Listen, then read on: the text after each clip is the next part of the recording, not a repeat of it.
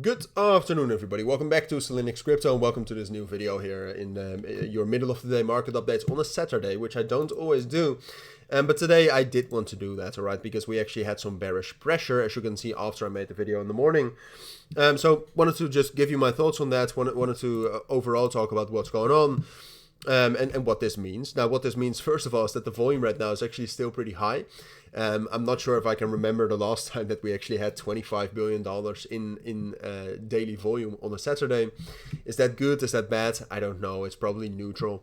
But overall, we've seen that Solana has... Solana, I just made a video on Solana, excuse me. But we've seen that Bitcoin and crypto as a whole, because a lot of the altcoins are correlated to Bitcoin, as you can see right here, very correlated. Like some of them are outperforming Bitcoin a little bit, but it's with very tight margins.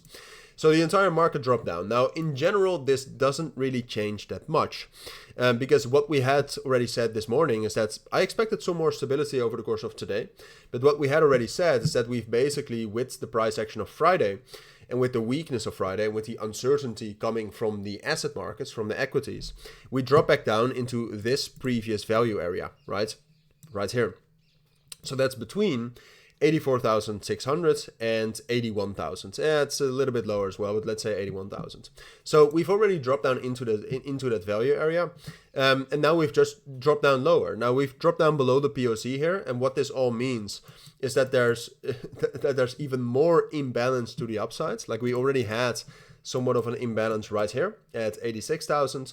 Now we also have, well, at least unless Bitcoin is going to rally up here, we also have an imbalance here, imbalance plus a CME gap.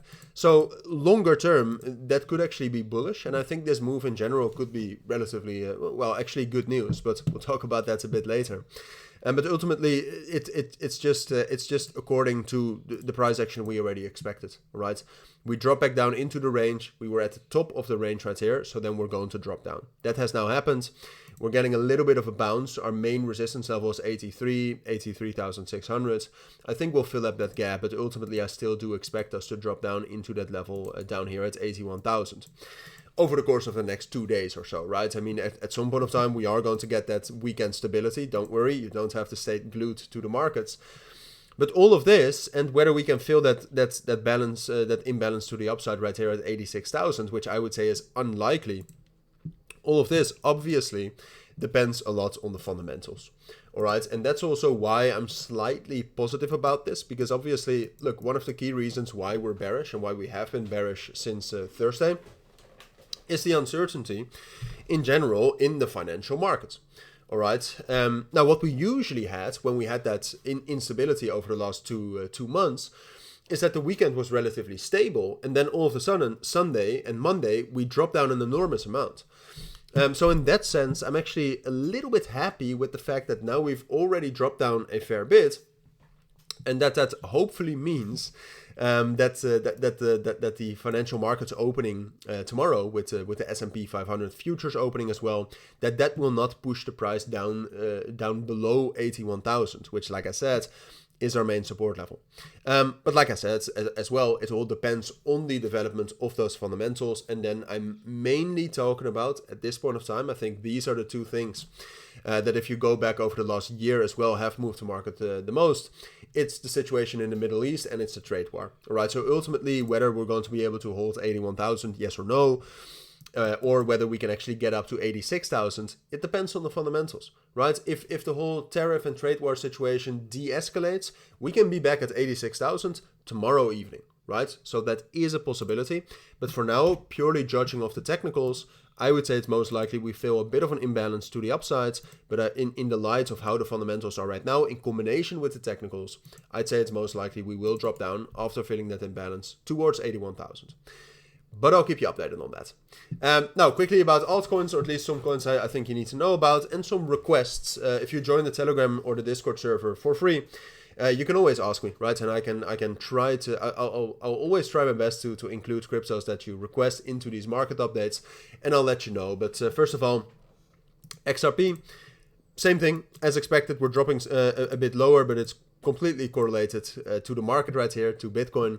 I still think we'll drop down a bit lower, but ultimately this support area which we are at, I do think is going to hold, and we have a chance at least to get back up to 2.3, 2.4. Now, talking about some altcoins here, I just, by the way, made a long-term video on Solana if you're interested in that, so make sure to check that out. I think there's a lot of value in there in terms of amazing support levels and in terms of a trading strategy that will be profitable, or at least has a high likelihood to be profitable.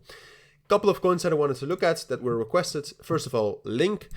High time frame, so this is Chainlink. High time frame bearish. We broke down above the 30-day VWAP slightly here. So that was good, but now we've dropped down below that again. And like I said, most altcoins are correlated to the markets. So I think it's most likely this will also drop down into its main support between $12.5, $12. For now, I do expect that to hold though. And from there, if the circumstances get a bit better, we might be able to start an uptrend, but I'll keep you updated on that. Jupiter was also requested. I'm a little bit more bearish on this. This has been in a pretty big downtrend for some time, and one of the main culprits of that is the weakness of Solana as a network, right? So unfortunately, I think it's dependent on that. Short term, our main support level right here at 44, 45 cents is most likely going to hold, but I think there's a relatively big chance that will actually drop down below that relatively soon. So I would be careful with Jupiter. And then lastly, this was semi-requested, but this was also just a coin I wanted to talk about. Sui has unfortunately dropped back down into its previous value area under 2.45. All right, so Sui was one of the strongest altcoins. If we're able to get some sort of a breakout above 2.45 again, that could be interesting. But for now, I expect stability. And that's what I think you need to know for this Saturday. So if you do have any questions, let me know down in the comments. For now, thank you for watching. Take care and bye.